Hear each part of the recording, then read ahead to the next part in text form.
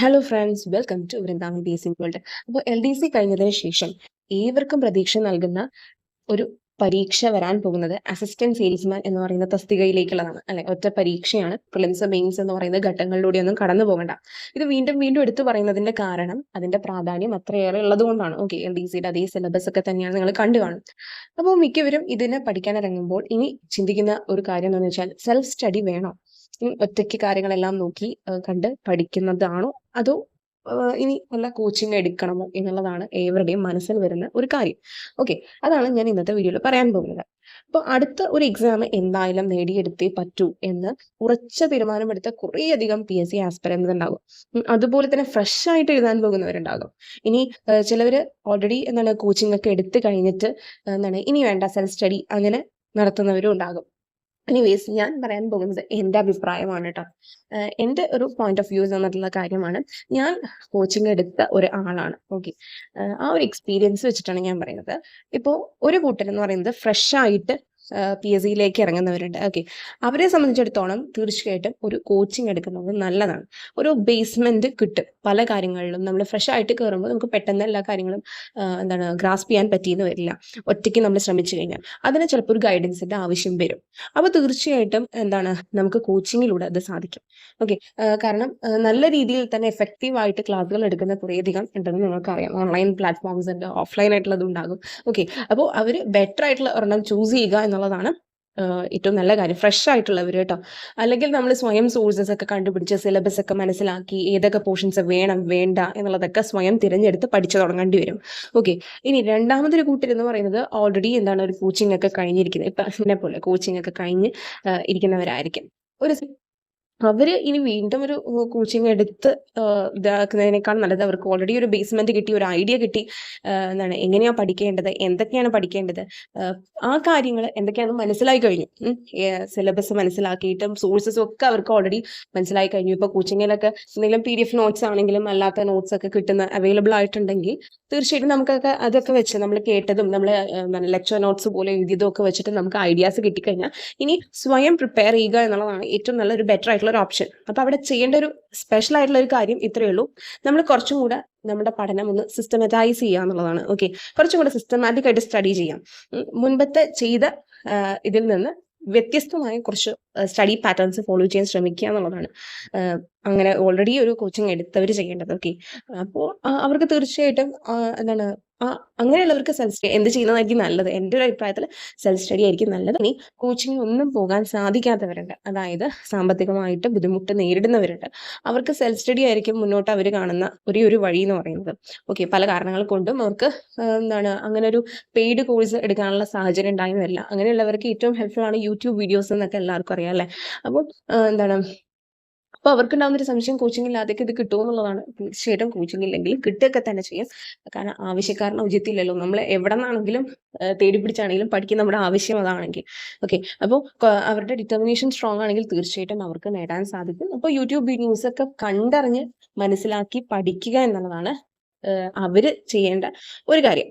Okay, ഇപ്പൊ സാമ്പത്തികമായിട്ട് ബുദ്ധിമുട്ട് നേരിടുന്നവർ തീർച്ചയായിട്ടും SCERT NCERT സോഴ്സസ് സംഘടിപ്പിക്കാൻ ശ്രമിക്കുക. അത് നമുക്ക് വെബ്സൈറ്റിൽ എന്തായാലും ഫ്രീ ആയിട്ട് ഡൗൺലോഡ് ചെയ്യാൻ പറ്റും. ഇപ്പൊ സമഗ്രയുടെ വെബ്സൈറ്റിലാണെങ്കിൽ SCERTയുടെ കിട്ടും, NCERTയുടെയും ഇതേപോലെ കിട്ടും. ഡൗൺലോഡ് ചെയ്ത് ആവശ്യമുള്ള ചാപ്റ്റേഴ്സ് മാത്രം വായിക്കാൻ ശ്രമിക്കുക കേട്ടോ. അപ്പോൾ അവർക്ക് ടെക്സ്റ്റിന്റെ ആ ഒരു ഏരിയ നല്ല രീതിയിൽ തന്നെ കവർ ചെയ്യാൻ പറ്റും. വളരെയധികം പെയ്ഡ് കോഴ്സ് പർച്ചേസ് ചെയ്യാൻ സാധിക്കാത്തവർ.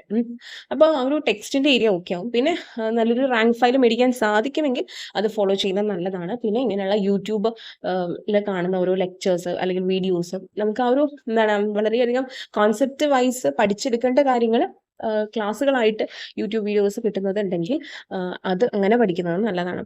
എന്നെ കൊണ്ട് സാധിക്കുന്ന കാര്യങ്ങൾ ഞാനും എൻ്റെ ചാനലിലൂടെ ഇടാം കേട്ടോ. ഇതേപോലെ കോൺസെപ്റ്റൽ ആയിട്ടുള്ള കാര്യങ്ങൾ അങ്ങനത്തെ എന്തെങ്കിലുമൊക്കെ നമുക്ക് നോക്കാം. അസിസ്റ്റന്റ് സെയിൽസ്മാൻ്റെ ആ ഒരു കാര്യങ്ങളൊക്കെ ഓരോന്ന് ഞാൻ ചെയ്യാൻ പ്ലാൻ ചെയ്യുന്നുണ്ട്. ഇങ്ങനെ ചെറിയ ചെറിയ മിനിറ്റിന്റെ ക്ലാസ്സുകൾ പോലെ. ഓക്കെ, അപ്പോൾ എന്തൊക്കെയാണെങ്കിലും ഇപ്പൊ പറഞ്ഞ ഫ്രഷ് ആയിട്ട് എഴുതാൻ പോകുന്നവരാണെങ്കിലും ഇനി കോച്ചിങ് എടുത്തവരാണെങ്കിലും ഇനി സെൽഫ് സ്റ്റഡി മാത്രം ചെയ്യുന്നവരാണെങ്കിലും ശ്രദ്ധിക്കേണ്ട കുറച്ച് കാര്യങ്ങളുണ്ട്. 6 കാര്യങ്ങളാണ് ഞാൻ പറയാൻ ഉദ്ദേശിക്കുന്നത്. ഒന്നെന്ന് പറയുന്നത് സെൽഫ് കോൺഫിഡൻസ് ആണ് ഉണ്ടാവേണ്ടത്. അതായത് PSC എന്ന് കേൾക്കുമ്പോഴേ നമ്മുടെ ചുറ്റുമുള്ളവരിൽ കുറച്ചു പേരെങ്കിലും ചെയ്യുന്ന ഇത് ഇപ്പോൾ ഒന്നും പ്രതീക്ഷിക്കേണ്ട, ഇനി ഈ നൂറ്റാണ്ടിലൊന്നും കിട്ടാനേ പോകുന്നില്ല എന്നുള്ള രീതിയിൽ വർത്താനം പറഞ്ഞു പോകുന്ന കുറേ പേരുണ്ട്. അപ്പോൾ അവരുടെയൊക്കെ മുഖം നമ്മുടെ മനസ്സിൽ വരുമ്പോൾ നമുക്ക് പഠിക്കാൻ ഉണ്ടാകുന്ന ഒരു ഊർജ്ജം ഉണ്ടല്ലോ അത് മൊത്തത്തിൽ നഷ്ടപ്പെടും. ആ ഒരു പഠിക്കാനുള്ള ഇൻട്രസ്റ്റ് പോയി കഴിഞ്ഞാൽ പിന്നെ നമുക്കൊന്നും ചെയ്യാൻ തോന്നില്ല. അങ്ങനെ എന്താണ് നമ്മൾ ചെയ്യുന്നത് കാര്യങ്ങളിൽ ഒരു പെർഫെക്ഷൻ വരിക. ഓക്കെ. അപ്പോൾ നമുക്ക് നമ്മളിൽ തന്നെ ഒരു കോൺഫിഡൻസ് ഉണ്ടെങ്കിലല്ലേ നമ്മൾ ചെയ്യുന്നതൊക്കെ ആ ഒരു എന്താണ് അത്രത്തോളം പെർഫെക്റ്റ് ആയിട്ട് വരുള്ളൂ. നിസ്സാരമായിട്ട് കരുതേണ്ട ഒരു കാര്യമല്ല സെൽഫ് കോൺഫിഡൻസ് എന്ന് പറയുന്നത്. കാരണം അതുണ്ടെങ്കിൽ മാത്രമേ നമ്മൾ എന്തൊരു പ്രവൃത്തിക്ക് ഇറങ്ങിയാലും കാര്യമുള്ളൂ. Okay. There is a saying that always value your peace more than people's opinion. അതായത് മറ്റുള്ളവരുടെ അഭിപ്രായങ്ങൾക്ക് വില കൊടുക്കുന്നതിനേക്കാളും നമ്മൾ കൂടുതൽ വില കൊടുക്കേണ്ടത് നമ്മുടെ ഇന്നർ പീസ്, നമ്മുടെ ഉള്ളിലുള്ള ആ ഒരു സമാധാന സന്തോഷം അതിനൊക്കെ വേണ്ടിയിട്ടാണ്. ഓക്കെ. അപ്പോൾ അത് നമ്മൾ പഠനത്തിലാണെങ്കിലും നമ്മുടെ ലക്ഷ്യത്തിന് വേണ്ടിയിട്ടുള്ള ആ ഒരു പരിശ്രമത്തിലാണ് നമ്മളൊരു ഹാപ്പിനെസ് കണ്ടെത്തുന്നത് എങ്കിൽ അതിന് നമ്മൾ കൂടുതൽ ഇമ്പോർട്ടൻസ് കൊടുക്കാം. ചുറ്റുമുള്ള നെഗറ്റീവ് വേർഡ്സിലോ മറ്റു കാര്യങ്ങളിലോ ശ്രദ്ധ പതിപ്പിക്കാതിരിക്കാം. So never ever drop your dreams hearing others words. Okay. മറ്റുള്ളവരുടെ വളരെ നെഗറ്റീവ് ആയിട്ടുള്ള വേർഡ്സ് കേട്ടിട്ട് ഒരിക്കലും നമ്മൾ നമ്മുടെ ലക്ഷ്യങ്ങൾ, നമ്മുടെ സ്വപ്നങ്ങളൊന്നും എന്താണ് ഡ്രോപ്പ് ചെയ്യേണ്ട ആവശ്യമില്ല. ഏറ്റവും വലിയ എന്താണ് കൂട്ടും ശക്തിയും നമുക്ക് നമ്മൾ തന്നെയാണ് എന്നുള്ളത് മനസ്സിലാക്കുക. അപ്പോൾ നമ്മൾ നിവർന്നു നിന്നാലല്ലേ നമ്മളെ സ്നേഹിക്കുന്നവർക്കും ഹാപ്പി ആയിട്ട് ഇരിക്കാൻ സാധിക്കുകയുള്ളൂ. അത് മനസ്സിലാക്കിക്കൊണ്ട് എപ്പോഴും സെൽഫ് കോൺഫിഡൻ്റ് ആയിട്ടിരിക്കും. ഇപ്പോൾ നമ്മൾ കുറേയധികം പരിശ്രമിച്ചിട്ടും ലഭിച്ചില്ലെങ്കിൽ കൂടി നമ്മൾ ആ ഒരു കോൺഫിഡൻസ് കൈവിടാതിരിക്കുക, ആത്മധൈര്യത്തോടു കൂടി തന്നെ മുന്നേറുക. തീർച്ചയായിട്ടും വൺ ഡേ നമ്മളുടെ സ്വപ്നങ്ങളൊക്കെ സാക്ഷാത്കരിക്കും. അതിനുള്ള തുടക്കമാണിത് എന്നുള്ളത് വിചാരിക്കാം. ഓക്കെ. രണ്ടാമത്തെ കാര്യം, just alter your study pattern if it is needed. ആവശ്യമുണ്ടെങ്കിൽ മാത്രം നമ്മുടെ സ്റ്റഡി പാറ്റേൺ ഒന്ന് ചേഞ്ച് ചെയ്യുക. അതായത് ഇതുവരെ നമ്മൾ ഫോളോ അപ്പ് ചെയ്ത രീതി കൊണ്ട് നമ്മളിപ്പോൾ ഒരു എക്സാം എഴുതുമ്പോഴും നമുക്ക് കിട്ടുന്ന സ്കോറും മറ്റു കാര്യങ്ങളും ഒക്കെ അറിയാലോ. അത് മനസ്സിലാക്കിക്കൊണ്ട് നമുക്കൊരു ഇമ്പ്രൂവ്മെന്റ് വന്നിട്ടില്ല എന്ന് തോന്നുകയാണെങ്കിൽ അവിടെ തീർച്ചയായിട്ടും നമ്മുടെ പഠന രീതിയിൽ മാറ്റം വരുത്തേണ്ടതുണ്ട്. ഓക്കെ. അതിലെന്തൊക്കെയോ ഫോൾട്ടുകളുണ്ട്, അത് തിരുത്തിയിട്ട് വേണം നമ്മൾ പഠിച്ചു തുടങ്ങാൻ. ഓക്കെ. അപ്പോൾ ആ രീതികളിൽ ഒരു പക്ഷേ നമ്മൾ പഠിക്കുന്ന ആ ഒരു ഡ്യൂറേഷൻ്റെ ആ ഒരു ഇതായിരിക്കാം, അല്ലെങ്കിൽ നമ്മൾ കുറച്ചും കൂടെ വാസ്റ്റ് ആയിട്ട് കവർ ചെയ്യേണ്ട കാര്യങ്ങൾ ഉണ്ടായിരിക്കാം, അല്ലെങ്കിൽ പല പല കാര്യങ്ങൾ. അതായത് അത് ഒരു അതായത് സ്വയം നമുക്ക് അറിയാൻ പറ്റുള്ളൂ എന്ത് രീതിയിലാണ് നമ്മൾ പഠിച്ചത് എന്നുള്ളത്, അല്ലെ. വേറൊരാൾക്ക് അത് പറയാൻ സാധിക്കില്ല നമ്മൾ ഏതൊരു പാറ്റേണിലാണ് പഠിക്കുന്നത് എന്നുള്ളത്. അതിൽ വ്യത്യാസം വരുത്താൻ നോക്കുക. ഒരു പക്ഷേ ചെറിയൊരു വ്യത്യാസം കൊണ്ട് തന്നെ നമുക്ക് എന്ത് ചെയ്യാൻ സാധിക്കും, മാറ്റങ്ങൾ കണ്ടു തുടങ്ങാൻ സാധിക്കും. അപ്പോൾ അത് നമുക്ക് തന്നെ മനസ്സിലാക്കാൻ പറ്റുള്ളൂ, മറ്റൊരാൾക്ക് പറഞ്ഞു തരാൻ പറ്റില്ല. അതുകൊണ്ടാണ് നമ്മൾ ഫോളോ ചെയ്യുന്ന പാറ്റേണിൽ എന്തെങ്കിലും വ്യത്യാസം വരുന്നത്. ഇപ്പോൾ എല്ലാം പഠിക്കുന്നവരുണ്ട്, അതായത് സിലബസിൽ പറഞ്ഞിട്ടുള്ള മുക്കും മൂല്യം എല്ലാം അരിച്ച് പറക്കി വായിച്ചൊക്കെ സെറ്റ് ചെയ്തിട്ടും നമുക്കത് പറ്റുന്നില്ലെങ്കിൽ ഒരു പക്ഷെ അവിടെ മാറ്റേണ്ട ഒരു രീതി എന്തായിരിക്കും, ആവശ്യമുള്ളത്, ഞാൻ മുൻപും പറഞ്ഞിട്ടുണ്ട്, ആവശ്യമുള്ളത് മാത്രം കണ്ടറിഞ്ഞ് ഫോക്കസ് ചെയ്ത് പഠിക്കുക എന്നുള്ളതാണ്. കാരണം നമ്മളുടെ കുറേയധികം ഫാക്ട്സ് തലയിലേക്ക് കയറ്റുന്നതിനേക്കാൾ നല്ലത് ആവശ്യമുള്ളത് കയറ്റുക എന്നുള്ളതാണ്. അപ്പോൾ നമുക്ക് കുറച്ചും കൂടി റിലാക്സ് ചെയ്ത് പഠിക്കാൻ സാധിക്കും. വേറെ ഇമ്പോർട്ടൻ്റ് ആയിട്ടുള്ള മറ്റു പല കാര്യങ്ങൾക്കും ടൈം സ്പെൻഡ് ചെയ്യാൻ സാധിക്കും. ഇപ്പോൾ വീട്ടമ്മമാരാണെങ്കിലും അല്ലാതെ ഇപ്പോൾ വർക്ക് ചെയ്യുന്നവർ, എന്തെങ്കിലും പാർട്ട് ടൈം ജോബോ അങ്ങനെയുള്ളതൊക്കെ ചെയ്യുന്നവർക്കാണെങ്കിലും അവർ സ്വയം ചെയ്യേണ്ട ഒരു രീതി എന്താണ്, ഈ പാറ്റേൺ, അതായത് ഈ ഒരു സ്റ്റഡി പാറ്റേൺ എങ്ങനെയെങ്കിലുമൊക്കെ, അതായത് ഏതൊക്കെ തരത്തിൽ വ്യത്യാസം വരുത്താം എന്നുള്ളത് ശ്രദ്ധിക്കുക എന്നുള്ളതാണ് രണ്ടാമത്തെ കാര്യം. മൂന്നാമത്തെ കാര്യം എന്ന് പറയുന്നത് ഞാൻ മുൻപും പറഞ്ഞിട്ടുള്ള കാര്യം തന്നെയാണ്, സിസ്റ്റമാറ്റിക് ആയിട്ടുള്ള പാറ്റേൺ ഫോളോ ചെയ്യുക. എണീറ്റ് പഠിച്ചു ഇത്ര മണിക്കൂർ, പിന്നെ മൂഡ് വന്നപ്പോൾ പഠിച്ചു, പിന്നെ ജസ്റ്റ് ഏതോ 2 സബ്ജക്റ്റ് നോക്കി എന്ന് പറയുന്നതിനേക്കാൾ നല്ലത് കൃത്യമായിട്ട് ഒരു സ്റ്റഡി പ്ലാൻ തയ്യാറാക്കുക എന്നുള്ളതാണ്. ഓക്കെ. ഇത് ഒന്നില്ലെങ്കിൽ ഒറ്റയ്ക്ക് നമുക്ക് സ്വയം സെറ്റ് ചെയ്യുക സ്റ്റഡി പ്ലാൻ. കാരണം എല്ലാവർക്കും മറ്റുള്ളവരുടെ ഫോളോ ചെയ്യാൻ സാധിച്ചൊന്നും വരില്ല. അപ്പോൾ കാരണം ചിലർ വർക്ക് ചെയ്യുന്നവരായിരിക്കും, അല്ലെങ്കിൽ വീട്ടമ്മമാരുണ്ടായിരിക്കാം, പല സിറ്റുവേഷൻസിലുള്ള ആൾക്കാരുണ്ടായിരിക്കും. അവർക്ക് അവരുടെ ടൈം എങ്ങനെയാണ് ഓരോ ദിവസം എന്നുള്ളത് അവർക്ക് അറിയുള്ളൂ. അപ്പോൾ അതിനനുസരിച്ച് അവർ സ്വയം എന്ത് ചെയ്യാം, ഒരു സ്റ്റഡി പ്ലാൻ സെറ്റ് ചെയ്യുക. ഇനി അങ്ങനെ സെറ്റ് ചെയ്യാൻ പറ്റാത്തവരുണ്ട്, അതായത് എങ്ങനെ കൊണ്ടുപോകണമെന്ന് ഒരു ഐഡിയ കിട്ടുന്നില്ല എങ്കിൽ യൂട്യൂബിലൊക്കെ കുറേ പേര് സ്റ്റഡി പ്ലാൻസ് ഇടുന്നുണ്ട്, ഇത്ര ദിവസം കംപ്ലീറ്റ് ചെയ്യാൻ പാകത്തിന്. അപ്പോൾ ഞാനും ഇടുന്നുണ്ട്, അതിടും ഞാൻ. അപ്പോൾ നിങ്ങൾക്ക് ഏതാണോ കംഫർട്ടബിൾ ആയിട്ട് തോന്നുന്ന സ്റ്റഡി പ്ലാൻ ആരുടെയാണോ അത് ഫോളോ അപ്പ് ചെയ്യാൻ ശ്രമിക്കുക. അത് കൃത്യമായിട്ട് ഫോളോ അപ്പ് ചെയ്യാൻ ശ്രമിക്കുക, കോംപ്രമൈസ് ചെയ്യരുത് അതിൽ. കാരണം അങ്ങനെ ഒരു സിസ്റ്റമാറ്റിക് പാറ്റേൺ നമ്മൾ ഫോളോ ചെയ്യുമ്പോൾ നമുക്ക് കുറച്ചും കൂടെ പഠനത്തിൽ കുറച്ചുകൂടെ ഇൻട്രസ്റ്റ് കൂടും. നമ്മൾ കൃത്യമായിട്ട് അത് നമ്മളുടെ മനസ്സിൽ തന്നെ നമ്മൾ കൃത്യമായിട്ട് ഞാനത് ഫോളോ ചെയ്യുന്നുണ്ട്, സോ എനിക്കൊരു കോൺഫിഡൻസ് ഉണ്ട്, നന്നായിട്ട് അടുത്തതിൽ എന്ത് ചെയ്യാൻ പറ്റും, എഴുതാൻ സാധിക്കും പരീക്ഷ എന്നുള്ളത്. ഒരിക്കലും നമുക്ക് ആ ഒരു ടെൻഷൻ മൈൻഡോട് കൂടി പരീക്ഷ എഴുതേണ്ടി വരില്ല. കാരണം നമ്മളുടെ ഉള്ളിലുണ്ട്, നമ്മൾ നോക്കിയിട്ടുണ്ട് അത്യാവശ്യം കാര്യങ്ങൾ എന്നുള്ളത്. ഓക്കെ. നാലാമത്തെ കാര്യം എന്ന് പറയുന്നത് increase your number of revisions. Okay. Revision ചെയ്യുന്നതിൻ്റെ എണ്ണം കൂട്ടാൻ ശ്രമിക്കണം നമ്മൾ. ഓക്കെ. അപ്പോൾ ഇതിന് പഠിക്കാൻ ശ്രമിക്കുന്നവർ ഓൾറെഡി മൈൻഡിൽ സെറ്റ് ചെയ്യണം, മാക്സിമം റിവിഷന് ഇമ്പോർട്ടൻസ് കൊടുക്കുന്ന രീതിയിൽ. അപ്പോൾ അതിനനുസരിച്ച് വേണം നമ്മൾ എന്ത് ചെയ്യാൻ, പഠിച്ച ഓരോ ഏരിയാസും ഇതാക്കാൻ. കാരണം എത്രത്തോളം റിവിഷൻസ് കൂട്ടുന്നു അത്രത്തോളം നല്ലതാണ്. അങ്ങനെ ചെയ്യുമ്പോൾ നമുക്ക് ഓൾറെഡി എന്താണ്, ഒരു ക്വസ്റ്റ്യൻ പേപ്പറിൽ ഒരു ക്വസ്റ്റ്യൻ കാണേണ്ട താമസം നമുക്ക് ഉത്തരം കിട്ടും. ഓക്കെ, അത്രത്തോളം നമ്മുടെ മൈൻഡ് സെറ്റ് ആയിരിക്കും. ഇത് ഏത് തരത്തിലാണെങ്കിൽ നിങ്ങൾക്ക് ഹെൽപ്പ് ആണെന്നാണ്. നിങ്ങൾക്കൊരു ക്ലാസ് എടുക്കാനാണെങ്കിലും ശരി, അത് വളരെയധികം ഹെൽപ്ഫുൾ ആയിരിക്കും റിവിഷൻ എന്ന് പറയുന്നത്. ഓക്കെ, 5ാമത്തെ കാര്യം പ്രാക്ടീസ് PSC ക്വസ്റ്റ്യൻ പേപ്പേഴ്സ്. ഞാൻ മുൻപും പറഞ്ഞു അല്ലേ, ഇഷ്ടം പോലെ PSC ക്വസ്റ്റ്യൻ പേപ്പേഴ്സ് ഉണ്ട്. ഇതെന്തായാലും മസ്റ്റ് ആയിട്ട് ചെയ്യണം. ഇത് ഇപ്പോൾ കഴിഞ്ഞ വീഡിയോയിൽ കമന്റ് ആയിട്ട് ചോദിച്ചിട്ടുണ്ടായിരുന്നു ഇതിന്റെ മാത്രമാണോ എന്നുള്ളത്. അങ്ങനെയല്ല ഞാൻ ഉദ്ദേശിച്ചത്. ഏതൊക്കെ തരത്തിൽ PSCയുടെ ക്വസ്റ്റ്യൻ പേപ്പേഴ്സ് കിട്ടുമോ, ഏതൊക്കെ ലെവലിൽ, അതൊക്കെ ചെയ്യുക. അതിൽ സ്പെഷ്യൽ ടോപ്പിക്സ് മാറ്റി നിർത്തി കഴിഞ്ഞാൽ, അതായത് GK പോർഷൻ, അതുപോലെ തന്നെ മാത്സ്, ഇംഗ്ലീഷ്, മലയാളം, ഈ ഏരിയാസ് ഒക്കെ നമുക്ക് ഏതൊരു പേപ്പറിന്റെയും ആൻസർ ചെയ്യാൻ സാധിക്കും. ആ ഒരു ഇതുള്ളത് നമുക്ക് കണ്ടാൽ അറിയാലോ. പിന്നെ എക്സ്ട്രാസ്, അതായത് ഒരു സബ്ജക്ട് വൈസ് ആയിട്ടുള്ളതുണ്ട് ഓരോരോ ഡിപ്പാർട്ട്മെന്റ്. അങ്ങനത്തെ അല്ല ഞാൻ ഉദ്ദേശിച്ചത്. 10th ബേസിൽ നടക്കുന്ന കുറേ എക്സാമുകളുണ്ട്. ഡിഗ്രി ലെവലിൽ, +2 ലെവലിലൊക്കെ കുറേയധികം നടന്നിട്ടുണ്ട് ഇതിനു മുൻപ്. അതൊക്കെ ഒന്ന് സംഘടിപ്പിച്ച് നല്ല രീതിയിൽ ആൻസർ ചെയ്യാൻ ശ്രമിക്കുക കേട്ടോ. അത് മാക്സിമം പ്രാക്ടീസ് ചെയ്യുക. അത് നമുക്ക് തീർച്ചയായിട്ടും ഹെൽപ്ഫുൾ ആയിരിക്കും. 6ാമത്തെ കാര്യം, try to find relaxation in between your studies. അതായത് കുറച്ച് സമയം നമ്മുടെ മൈൻഡിൻ്റെ ഒരു റിലാക്സേഷന് വേണ്ടിയിട്ട് സമയം കൊടുക്കേണ്ടതുണ്ട്. നമ്മുടെ സ്റ്റഡീസിന് നമ്മൾ സമയം കൊടുക്കുന്നതോടൊപ്പം നമ്മളുടെ മൈൻഡിൻ്റെയും നമ്മുടെ ബോഡിയുടെയും ഹെൽത്തിന് നമ്മൾ ഇമ്പോർട്ടൻസ് കൊടുക്കേണ്ടതുണ്ട്. ഓക്കെ, കുറേയധികം നമ്മൾ പഠിച്ച് എക്സ്ഹോസ്റ്റഡ് ആവും ഒരു ദിവസമൊക്കെ. അപ്പോൾ ആവശ്യത്തിന് റെസ്റ്റ് എടുക്കണം. അത് ഏത് കാര്യങ്ങളും, അത് നിങ്ങൾക്കും നിങ്ങളുടെ ചുറ്റുമുള്ളവർക്കും നല്ലതായി തീരുന്ന നല്ല നല്ല കാര്യങ്ങൾ ചെയ്യാൻ ശ്രമിക്കുക. ഒരു പക്ഷേ നിങ്ങൾക്ക് എന്തിലാണോ റിലാക്സേഷൻ, അതായത് നിങ്ങൾക്ക് എൻ്റർടൈൻമെൻറ്റ് എങ്ങനെയാണോ അത് നല്ല രീതിയിലുള്ള കാര്യങ്ങൾ ചെയ്യാൻ ശ്രമിക്കുക. ചിലപ്പോൾ കുറച്ച് നേരം കൃഷി ചെയ്യുന്നതായിരിക്കും ചിലർക്ക് ഹാപ്പിനെസ് നൽകുന്നത്, അല്ലെങ്കിൽ കുറച്ച് പേർക്ക് പാട്ട് പാടുന്നതായിരിക്കും, സിനിമ കാണുന്നതായിരിക്കും, എങ്ങനെയാണെന്നറിയില്ല. അപ്പോൾ ഓരോരുത്തരുടെ ഇതനുസരിച്ചിരിക്കും. കുറച്ചൊക്കെ പഠിക്കുന്നവരെ സംബന്ധിച്ചിടത്തോളം, ഇപ്പോൾ PSC ആണെങ്കിലും അങ്ങനത്തെ കാര്യങ്ങൾ പഠിക്കുന്നവരെ സംബന്ധിച്ചിടത്തോളം ഇടയ്ക്ക് നമ്മളൊരു റിലാക്സേഷനും എടുക്കണം. ഓക്കെ, ഇടയ്ക്കൊരു ബ്രേക്ക് ഉണ്ടാകും. അല്ലെങ്കിൽ നമുക്കത് ഭയങ്കരമായിട്ട് ഭയങ്കര ബുദ്ധിമുട്ടായിട്ട് തോന്നും. ഓക്കെ, അതിനും മറക്കരുത്.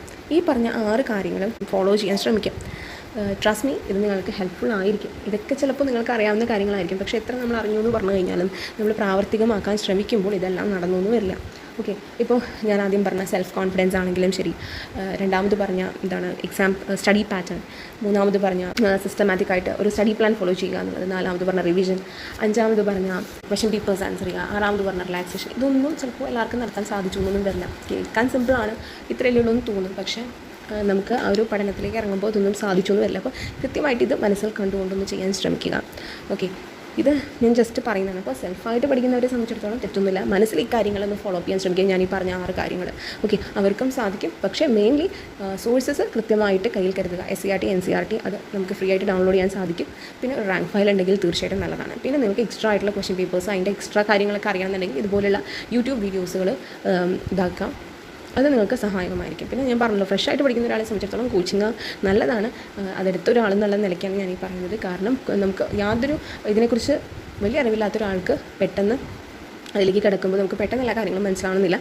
ഒരു ഗൈഡൻസ് ഉണ്ടെങ്കിൽ, പ്രോപ്പർ ഗൈഡൻസ് ഉണ്ടെങ്കിൽ നല്ല രീതിയിൽ തന്നെ ചെയ്യാൻ സാധിക്കും. എനിക്കങ്ങനെയാണ് സാധിച്ചത്. അപ്പോൾ ഞാൻ വെറുതെ നമ്മളൊരു ബുക്ക് വായിക്കുമ്പോൾ, ഇപ്പോൾ ഇന്ത്യൻ പോളിറ്റിയുടെ ആണെങ്കിലും ഞാൻ ആദ്യം മേടിച്ച് ഇതൊക്കെ, അതായത് പഠിക്കാൻ തുടങ്ങുന്നതിന് മുമ്പ്, കോച്ചിങ് ഒക്കെ കയറുന്നതിന് മുമ്പ് ഇന്ത്യൻ പോളിറ്റിയുടെ ബുക്ക് നമ്മൾ ജസ്റ്റ് വായിക്കുമ്പോൾ നമുക്ക് അതിൻ്റെ ആ ഒരു ഇൻഡെപ്ത് ആയിട്ടുള്ള ഐഡിയാസ് ഉണ്ടാവണമെന്നില്ല. ജസ്റ്റ് കുറേ വാക്കുകൾ കാണുന്നു, ഇത്രയാണ്, ഡിക്ഷണറി നോക്കി ചിലതിൻ്റെയൊക്കെ അർത്ഥം മനസ്സിലാക്കുന്നു, ഇത്രയേ ഉള്ളൂ എന്ന് വിചാരിക്കും. പക്ഷേ അതിൻ്റെ ആ ഒരു അതിൻ്റെ അപ്പുറത്തേക്ക് കാര്യങ്ങളുണ്ട് എന്നുള്ളത് നമ്മൾ മനസ്സിലാക്കി പഠിക്കുമ്പോൾ നമുക്ക് കുറച്ചും കൂടെ പഠനം രസകരമാവുകയും ചെയ്യും. നമുക്ക് ആ ഒരു മേഖലയിൽ നിന്ന് എന്ത് ചോദിച്ചാലും ആൻസർ ചെയ്യാൻ സാധിക്കും. അങ്ങനെ ആൻസർ ചെയ്യാൻ പറ്റണമെന്നുണ്ടെങ്കിൽ നമുക്ക് ആ കാര്യത്തെക്കുറിച്ച് വലിയ ഇൻഡെപ്ത് ആയിട്ടുള്ളൊരു ഐഡിയ വേണം. എന്നാൽ മാത്രമേ നമുക്ക് ആൻസർ ചെയ്യാൻ സാധിക്കുള്ളൂ. ഓക്കെ, അപ്പോൾ അങ്ങനെ എനിക്ക് തോന്നിയിട്ടുണ്ട്. ഞാൻ ചെയ്ത സമയത്ത് വളരെ നമ്മൾ വിചാരിക്കുന്ന ലെവലിലല്ല പല കാര്യങ്ങളും എന്നുള്ളത് മനസ്സിലായിട്ടുണ്ട്. അതിനപ്പുറത്തേക്കുള്ള തലങ്ങളിലുള്ള കാര്യങ്ങളുണ്ട് എന്നുള്ളത്. ഓക്കെ, അപ്പോൾ തീർച്ചയായിട്ടും കോച്ചിങ് നല്ലൊരു കാര്യം തന്നെയാണ്. അത് നല്ല റിവ്യൂസ് നോക്കിയും നിങ്ങൾക്ക് ഏതാണോ കംഫർട്ടബിൾ, അഫോർഡബിൾ, ഇതെല്ലാം നോക്കിയിട്ട് എടുക്കുക എന്നുള്ളതാണ്. ഓക്കെ, ഇനി അതിന് സാമ്പത്തികമായി മുന്നോട്ട് നിൽക്കുന്നവർ, ബുദ്ധിമുട്ടുള്ളവർ യൂട്യൂബ് വീഡിയോസും അതുപോലെ ഞാൻ നേരത്തെ പറഞ്ഞ പോലെ SCERT NCERT ടെക്സ്റ്റുകൾ മാക്സിമം വായിക്കാൻ ശ്രമിക്കുക. ഒരുവിധം ടെക്സ്റ്റുകളൊക്കെ നല്ല രീതിയിൽ വായിച്ചാലും, പ്രീവിയസ് ഇയർ ക്വസ്റ്റ്യൻ പേപ്പേഴ്സ് അത്യാവശ്യം ചെയ്താലും, പിന്നെ നമ്മൾ ഇപ്പോൾ ഏതൊക്കെ പഠിക്കണം, മസ്റ്റ് സ്റ്റഡി ടോപ്പിക്സ് എന്നൊക്കെ പറഞ്ഞ് നമ്മളൊക്കെ ഓരോരുത്തർ ഇങ്ങനെ, ഇപ്പോൾ ഞാനാണെങ്കിലും മറ്റുള്ളവരാണെങ്കിലൊക്കെ വീഡിയോസ് ഇടുന്നുണ്ടല്ലോ, അതൊക്കെ ഒന്ന് മനസ്സിലാക്കുക. അപ്പോൾ കുറച്ചും കൂടെ അവർക്ക് പഠിക്കാൻ സാധിക്കും നല്ല രീതിയിൽ. ഓക്കെ, അപ്പോൾ കോച്ചിങ് എന്ന് പറയുന്ന കാര്യം എനിക്ക് ഗുണമേ ഉണ്ടാക്കിയിട്ടുള്ളൂ. ഇത് എൻ്റെ അഭിപ്രായമാണ്. എനിക്ക് വളരെയധികം എക്സാമിനോടുള്ള ആ ഒരു സമീപനം പണ്ടത്തേതിൽ നിന്നും വളരെയധികം വ്യത്യാസം വന്നിട്ടുണ്ട്. ഓക്കെ. വളരെയധികം എന്താണ് ഒട്ടുമേ അറിയാതിരുന്ന പല കാര്യങ്ങളും എനിക്കിപ്പോൾ പെട്ടെന്ന് പെട്ടെന്ന് ആൻസർ ചെയ്യാൻ സാധിക്കുന്നത്. ചോദ്യപേപ്പറിൽ ചോദ്യം കണ്ടത് ഓ ഇതൊക്കെ സിമ്പിൾ അല്ലേ, പണ്ട് എന്തും ടഫ് എന്ന് ചിന്തിച്ചുകൊണ്ടിരുന്ന ലെവലിൽ നിന്ന് ഓ ഞാനത് നോക്കാതിരുന്നുകൊണ്ട് പോയതാണല്ലോ എന്നുള്ളൊരു ലെവലിലേക്കൊക്കെ നമ്മൾ എത്തും. ഓക്കെ. അപ്പൊ അതിന് തീർച്ചയായിട്ടും നല്ലതാണ്. പിന്നെ നമുക്ക് കുറേ നോട്ട്സ് അങ്ങനെ എഴുതി സമയം കളയുന്നത് ഞാൻ പറഞ്ഞു. എനിക്കങ്ങനെ എഴുതി സമയം കളയുന്നതിനോട് വലിയ താല്പര്യമില്ല. ഫോൺ നോക്കി എഴുതാൻ എനിക്ക് വളരെയധികം ബുദ്ധിമുട്ടുണ്ട്. അപ്പോൾ അതിനേക്കാളും നല്ലത് ഒരു ക്ലാസ് കേട്ട് മനസ്സിലാക്കി നമ്മൾ മാർക്ക് ചെയ്ത് പോകുന്നതാണ്. അല്ലെങ്കിൽ ഇപ്പോൾ ഒരു റാങ്ക് ഫയൽ നമ്മൾ ടെക്സ്റ്റ് കയ്യിൽ അങ്ങനെ വല്ലതൊക്കെ ഉണ്ടെങ്കിൽ മാർക്ക് ചെയ്ത് പോകുന്നതാണ് ഏറ്റവും നല്ലത്. എന്ത് ചെയ്താലും ഇപ്പൊ നമ്മൾ സെൽഫ് ആയിട്ടാണെങ്കിലും കോച്ചിങ് ആണെങ്കിലും എന്താണെങ്കിലും ശരി, നമ്മൾ ചെയ്യേണ്ട കാര്യം നമ്മൾ ചെയ്താൽ മാത്രമേ നമുക്കൊരു എന്താണ് റിസൾട്ട് ഉണ്ടാവുള്ളൂ. ഓക്കെ. അപ്പോൾ വിച്ച് ഈസ് ബെറ്റർ എന്നുള്ളത് എക്സെപ്റ്റ് അസ് എന്നുള്ളതാണ്. ഓക്കെ. ചിലർക്ക് കോച്ചിങ് ഒട്ടും ശരിയാവണമെന്നില്ല. അതിപ്പോൾ ചിലപ്പോൾ അവർ കയറുന്ന സ്ഥലത്തിന്റെ എന്ത് വേണമെങ്കിലും ആവാം. ചിലപ്പോൾ അവർക്ക് മനസ്സിലാകാത്തതിന്റെ ആയിരിക്കാം, സ്പീഡിൽ പറഞ്ഞു പോകുന്നത് പെട്ടെന്ന് ഗ്രാസ്പ് ചെയ്യാൻ പറ്റാത്തതിന്റെ ആയിരിക്കാം, പല കാര്യങ്ങൾ. ചിലർക്ക് സെൽഫ് സ്റ്റഡിയെ പറ്റില്ല, ഒറ്റയ്ക്കൊരു കാര്യങ്ങൾ മനസ്സിലാക്കാൻ പറ്റുന്നതിൽ ബുദ്ധിമുട്ട് തരുന്നവർ. അപ്പോൾ അത് ഓരോരുത്തരെ ഡിപ്പെൻഡ് ചെയ്തിരിക്കും. അപ്പോൾ അത് എന്ത് കാര്യമാണെങ്കിലും ഞാൻ ഈ പറഞ്ഞ 6 കാര്യങ്ങൾ കൂടുതലും ഫോളോ ചെയ്യാൻ ശ്രമിക്കാം. നല്ല രീതിയിൽ തന്നെ നമുക്ക് ഈ ഒരു പരീക്ഷയ്ക്ക് വേണ്ടി പഠിക്കാൻ സാധിക്കും കേട്ടോ. നിങ്ങൾക്ക് എല്ലാവർക്കും അറിയാവുന്ന കാര്യങ്ങളായിരിക്കും. എനിവേസ് ഞാൻ എൻ്റെ ഒരു അഭിപ്രായം പറഞ്ഞെന്നുള്ളൂ. അപ്പോൾ ഉടനെ തന്നെ ഞാൻ സ്റ്റഡി പ്ലാൻ ഇടാന്ന് പറഞ്ഞല്ലോ. അപ്പോൾ ഒരു കാര്യം കൂടെ പറഞ്ഞോട്ടെ. ഈ സെക്രട്ടേറിയറ്റ് വഴി, അതായത് 10th പ്രിലിംസിന്റെ ലാസ്റ്റ് സ്റ്റേജ്, അത് ആ ഒരു എക്സാം എഴുതാൻ പോകുന്നവരുണ്ടെങ്കിൽ ഒന്ന് കമന്റ് ചെയ്യാം കേട്ടോ. അതിന്റെ ആവശ്യമുള്ളത് എന്നുള്ള രീതിയിൽ ഒരു വീഡിയോ ചെയ്യണമെന്ന് അറിയാൻ വേണ്ടിയിട്ടാണ്. അപ്പോൾ ആരെയൊക്കെയാണ് ഈ 10th പ്രിലിംസിന്റെ ലാസ്റ്റ് സ്റ്റേജ് എക്സാം ഉള്ളവരൊന്ന് കമന്റ് ചെയ്യുക. ഞാൻ കുറച്ച് ക്വസ്റ്റ്യൻസ് സെറ്റ് ചെയ്ത് വെച്ചിട്ടുണ്ട്, അല്ലെങ്കിൽ എന്താണ് മസ്റ്റ് സ്റ്റഡി എന്നുള്ള രീതിയിൽ കുറച്ച് പറയാൻ വെച്ചിട്ടുണ്ട്. അപ്പോൾ അതിനെക്കുറിച്ച് ഒന്ന് അറിയാൻ വേണ്ടിയിട്ടാണ് ഒന്ന് കമന്റ് ചെയ്യാം കേട്ടോ. അപ്പോൾ ഇന്നത്തെ വീഡിയോ നിങ്ങൾക്ക് ഹെൽപ്ഫുൾ ആയിട്ടുണ്ടെങ്കിൽ ലൈക്ക് ചെയ്യുക, ഷെയർ ചെയ്യുക. ചാനൽ ഇതുവരെ സബ്സ്ക്രൈബ് ചെയ്യാത്തവരാണെങ്കിൽ സബ്സ്ക്രൈബ് ചെയ്യുക. Thank you for watching.